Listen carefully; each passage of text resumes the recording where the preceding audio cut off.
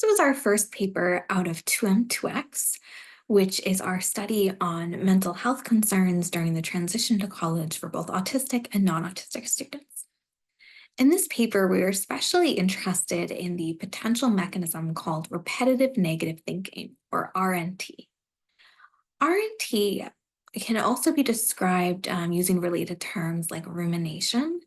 Essentially, it means thinking over and over again about a problem or a negative experience without solution generation, without problem solving. I think about examples like the feeling of, oh my gosh, I can't believe I said that embarrassing thing yesterday, when you just keep thinking about it over and over again. That's repetitive negative thinking. In this paper, we wanted to see how repetitive negative thinking relates to mood concerns for both autistic and non-autistic undergraduate students. Essentially, what we found is that RNT is related to mood concerns predictively and synchronously in two different ways. So, number one is that the baseline packet that participants took when they were first entering their semester, there was a big survey on there that included questions about repetitive negative thinking or rumination.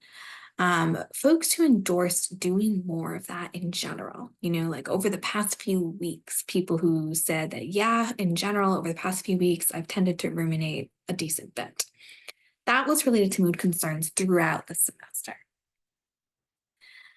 Similarly, in some ways, rumination or repetitive negative thinking was synchronously related to mood concerns within a time point. So, for example, on the biweekly survey, folks who said, yes, I am really engaged in a lot of repetitive negative thinking right now, were also more likely to endorse some depression and anxiety symptoms at that time point. What we did not see, and we had hypothesized, was a relationship between repetitive negative thinking on one biweekly time point, that little snapshot of right in this moment, how much repetitive negative thinking are you doing, and later mood concerns on a different or subsequent biweekly survey. This could be for a lot of reasons. Part of this might be measurement. These biweekly surveys were really, really short, so it's possible that we just did not have enough variability in repetitive negative thinking.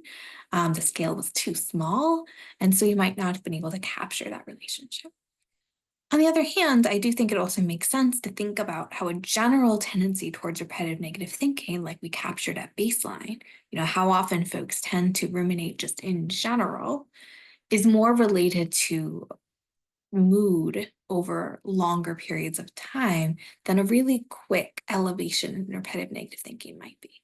In other words, if you're someone who tends to ruminate in general, that might be more related to poor mental health. If you have a brief moment of repetitive negative thinking, that might not really relate to mental health subsequently, although it might make you feel worse in the moment. The other thing we found was that autistic students tend to endorse some elevations in mood concerns relative to non-autistic students, and somewhat higher repetitive negative thinking as well. What we did not find was a difference in how repetitive negative thinking relates to mood concerns. As we had predicted, repetitive negative thinking is similarly bad and similarly related to mood concerns, regardless of whether or not someone is autistic. That is some good news here, in the sense that we already know a decent bit about interventions and prevention efforts that can aid in repetitive negative thinking in the general population. So if it works similarly across autistic and non-autistic students, then that gives us some hope that we might be able to adapt those efforts that are taken from the general population to make them more effective, more neurodiversity affirming, to make them a better fit for autistic students. And that might help us to get mental health care and options to be more accessible to autistic adults who tend to be quite underserved when it comes to mental health care as well.